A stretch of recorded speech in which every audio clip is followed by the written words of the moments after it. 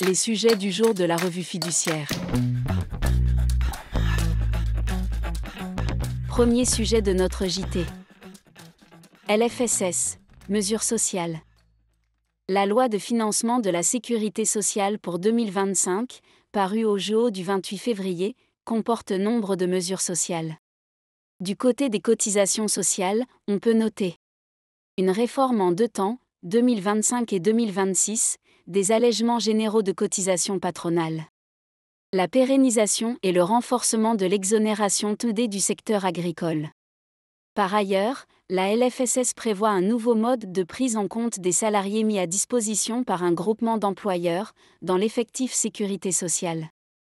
Elle opère aussi un élargissement du champ de l'opposabilité, aux organismes de recouvrement, des circulaires ministérielles relatives aux cotisations sociales et du BOSS.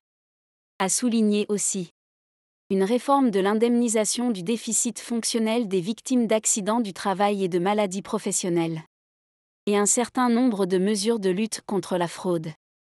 Enfin, notons que le Conseil constitutionnel a censuré la mesure relative aux contraintes délivrées par les URSSAF pour le recouvrement forcé des cotisations et contributions sociales, après une mise en demeure restée infructueuse. Deuxième sujet de notre JT. Frais de carburant 2024.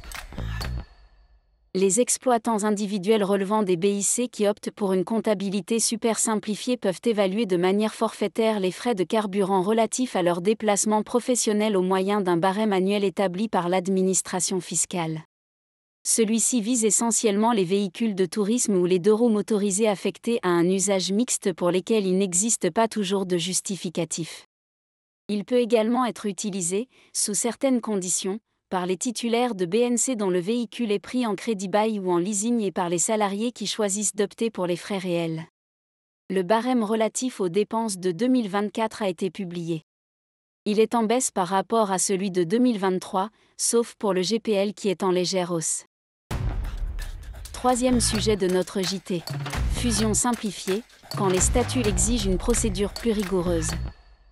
Lorsqu'une fusion entre SAS est dite simplifiée, la loi dispense de faire approuver le projet par les assemblées générales des sociétés participantes. Les statuts de ces sociétés peuvent-ils néanmoins l'imposer ? Pour rappel, une fusion est dite simplifiée lorsqu'elle se réalise entre une société mère et sa filiale détenue à 100%, ou entre sociétés sœurs détenues à 100% par la même société. Ce régime s'applique aux opérations entre des sociétés par action, par exemple, une SAS ou une SA, ou entre SARL, ou encore, entre une SARL et une société par action. Cette opération bénéficie de plusieurs allègements par rapport à une fusion ordinaire, elle est notamment dispensée d'approbation préalable en assemblée générale par les associés ou actionnaires des sociétés participantes. Sauf si un ou plusieurs associés ou actionnaires de la société absorbante, représentant 5% du capital, demandent la désignation en justice d'un mandataire afin de convoquer une assemblée pour qu'elle se prononce sur le projet de fusion. Mais quelle procédure appliquer quand les statuts des sociétés imposent une approbation du projet de fusion en assemblée ? C'est à cette question que l'Association nationale des sociétés par action, ANSA, a répondu. Pour le comité juridique, les statuts sont la loi des parties sauf lorsque ceux-ci contiennent des dispositions contraires à la loi, ce qui n'est pas le cas d'une telle clause. La possibilité de réaliser une fusion selon une procédure simplifiée n'interdit pas de recourir aux dispositions relatives aux fusions ordinaires. Dès lors, les statuts peuvent imposer la réunion d'une assemblée générale, même dans le cas où les dispenses inhérentes aux fusions simplifiées s'appliquent.